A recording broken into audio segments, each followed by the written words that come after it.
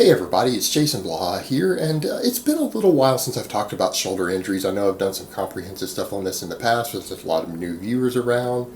Time passes, and I think this is stuff that needs to be recovered periodically because shoulder injuries are one of the most common problems that people have who've been lifting long term. So let me put on my +5 out of weaponsmithing, work on skilling up my crafting a little bit, and let's talk about this.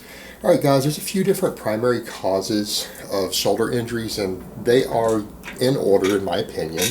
And keep in mind, it's my opinion as to what causes them the most. Number one is going to be pressing with incorrect technique and incorrect ranges of motion for any sort of various press. The bench press obviously being the most common problem here. Number two, doing isolation work like side laterals in a manner that puts stress on the glenoid and damages it because of incorrect hand position. And number three, muscle imbalances, primarily weak rear delts or weak rotator cuffs. And I do think the weak rear delts is the biggest cause of those, not necessarily just the weak rotator cuffs. So let's cover that a little bit. Number one, on the pressing, tons of people I know my age who used to lift are always saying, they have shoulder issues, they've torn rotator cuffs, they've damaged their shoulder, always from heavy pressing. But here's the thing. Most people who learn to bench press correctly don't get shoulder injuries even from heavy pressing. The heavy bench press or any heavy press is not inherently dangerous, meaning you're not going to get injured just from heavy pressing. A lot of it has to do with incorrect technique, incorrect ranges of motion.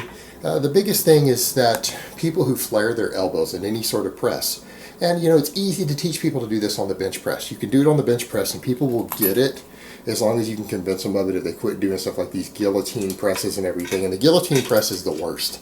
And for those who don't know what that is, that's really popular among bodybuilders because Vince Gironda popularized it, who was himself a unique individual, but he wasn't big on compound exercises and he only allowed a couple different ones in his gym. But he had even coached Arnold Schwarzenegger at one time. And the guillotine press is where you have your elbows flared way out and you lower the press to your neck, the barbell. Well, you can see the elbows are way up here. And if you guys read any basic book, even something as simple as Starting Strength, it talks to you about tucking the elbows so that they're at least no more than 45 degrees from the body. Now that's going to be determined by your bar path. Really, if you bring the barbell to underneath your nipple line, even a ½ inch below the nipples, right there, the elbows are going to be 45 degrees at the bottom. I'm not saying you can't go lower, but 45 degrees and closer. So here or anywhere closer in is going to help take stress off the rotator cuff on your bench press, and it's going to allow you to do a longer range of motion without feeling that pain in your shoulders.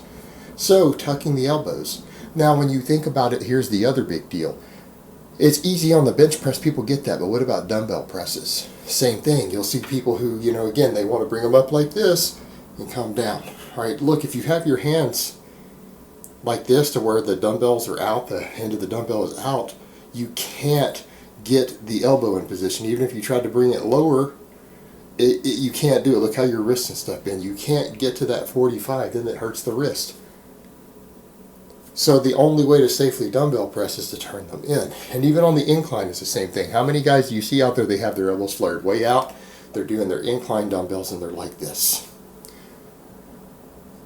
And then they can't go all the way down because it hurts too much. It's not the proper range of motion once they've got their elbows way out. They can't even come all the way down with the exercise. Well, let me ask you a question. What's the primary reason people do dumbbells on the chest presses? To get a deeper stretch, because dumbbells do allow, depending upon your body structure, and this isn't true for everyone, but depending upon your body structure, the barbell itself can get in the way of you getting the deepest stretch possible. Well, dumbbells let you get a deeper stretch. That's the only real reason to do them. Well, the people aren't able to come all the way down because it hurts. And it hurts because they're putting their body into an incorrect biomechanical position that hurts the shoulder. It injures the shoulder. So the same thing can be done with the incline. You need to turn the dumbbells in. That'll reduce the chance of injury. Now, the other big one is not doing full range of motion. And that's the biggest thing. It's really interesting. You see a lot of people are like, well, I don't come all the way down on the bench press because it hurts my shoulders. And I've been told not to go below 90 degrees, whatever it is. Well, here's your issue. When you're training muscles through different ranges of motion, or any sort of training, you have what's called specificity of training. God, I'm getting tongue-tied this morning, guys. I'm sorry. Specificity of training, and that means specific adaptations to impose demands. That's usually SET, the principle that's used in coaching and training. Specific adaptation to impose demands. If you do not train a muscle or an exercise through the full normal range of motion, you'll get weaker through the other range of motion. Now, you can take an exercise like the dip, where you can actually really go deep enough to hurt yourself, and if you don't train the weakest range of motion, not necessarily a problem because that's a dangerous range of motion. But with the dip, you usually have little bars on the side that if you start to go too low, you can put your feet in place. So you can prevent yourself from going into the deep position if something goes wrong or you go to fail a rep. Something goes wrong in the exercise, you can catch yourself and keep from that happening. With the barbell, if you're always just stopping short of the chest, what ends up happening? The muscles get tighter, you lose mobility because you're not training the full range of motion, and because even if people are like, well, every now and then I touch the chest. Every now and then, do you think you're going to get that much stronger through that weakest range of motion? Think about that. People are pressing the barbell through the heaviest range of, or the easiest range of motion, so if they're used to using more and more and more weight that they can't do through a full range of motion, and they're getting weaker, they're losing mobility at the bottom because they're not training it often and they're not getting strong at the bottom. Well, what happens when they eventually go too low with that heavy weight? Let's say they're doing 8 rep sets with a weight that might be 5 pounds over their true 1 rep max if they paused on the chest, because they're stopping 4 or 5 inches short. And you get stronger and stronger, and eventually you get to where you get to a weight that's heavier than you would actually be able to press off the chest for 7 or 8 reps. What happens when you take that weight and you fail with it? And it does hit your chest because your spotter can't lift it off you quick enough because you've got strong enough to do, 275 that way. Your spotter might not be able to row that, and it ends up dropping down too quick. He can't grab it. What happens? Now everything's tighter, and you're weak in that range of motion, and you've just hit your chest and stretched the chest in a way it's not used to, and the shoulders in a way it's not used to, because people who do this, who stop short, also generally don't tuck their elbows. So they're now in that bad, dangerous position, and it comes all the way down. What happens? They end up damaging a rotator cuff. That's a really common injury. Something that needs to be avoided. All right, next thing up on the list is going to be when people do lateral raises. All right, everyone always hears from bodybuilders, and again, you guys got to watch bodybuilders. They're tricky. These people are always getting hurt for a reason, because a lot of them spend too much time worrying about anecdote and bro lore. And I'm not saying anecdote can't be really useful. It can be. It has its place. Just real world experience absolutely has its place. But with certain things with biomechanics, you need to know how the body works instead of just going off people's anecdotes. They'll always be like, well, when I turn my pinky up like I'm turning out a tea kettle when I do laterals, it burns in my shoulder more. Yeah, it burns in your shoulder more because it's crushing the glenoid, which is a little pocket inside the rotator cuff, inside the socket. All right, that's crushing the glenoid. That causes damage to it over time. So if you're coming up doing all these and you've got your pinky up, you are slowly over time crushing something inside your shoulder over and over and over. And you do it long enough, it's going to get crushed, it's going to get damaged, and then you're going to have shoulders that hurt all the time. All right, and it will possibly require surgery to repair it later. And it's simply because, well, it burns more, it hurts more, I feel it more. Well, that's not always a good indication of if an exercise works, because pain and stuff in a very complex structure like your shoulder joint is really complex. If you get in there and look at that, that is not as simple as a little bicep and the elbow. All right, this is a very complex joint.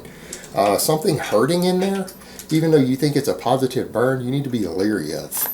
That's not necessarily a good thing. It's not always a good thing in something that complex. You could be injuring something, and this is a case of where they are.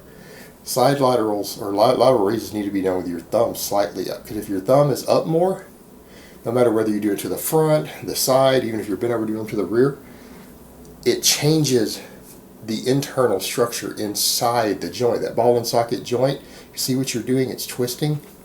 If you keep the elbow turned up slightly, it doesn't damage the glenoid. It takes it out of the plane of where the stress is inside the joint internally. So that's a big cause. And then the final cause is going to be weak rear delts. Too many guys do too much pressing and not enough pulling. And this is often corrected by isolating the rear delts or doing face pulls or whatever, but that's not always necessary. It's just a case of people need to get as strong on their pulling, their chin-ups, their rows, all of that, so that they have proper support around this joint. Because again, the shoulder joint is very complex, and most people know that if you have muscle imbalances of any type, you're more prone to injury. I think most people understand that at this point. Having muscle imbalances in the same joint to where different muscles that attach to a given joint, when one of them is dramatically stronger than another or dramatically more developed than another and they oppose each other, it can subject you to a higher rate of injury. Most people can understand the concept. You think about the different forces pulling on that joint. Well, the shoulder joint, that's very true of, and having weak rear delts because people just don't pull enough. They don't do enough chin-ups. They don't do enough rows. They don't do enough pulling work back there that affects the rear delt versus all their pushing, which is common because everyone wants a big bench press.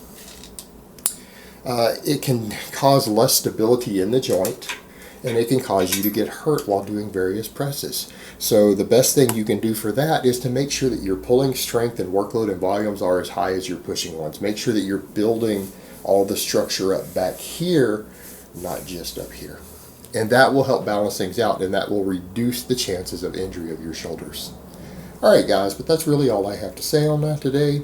I hope it's been informative, and I will talk to you guys next time.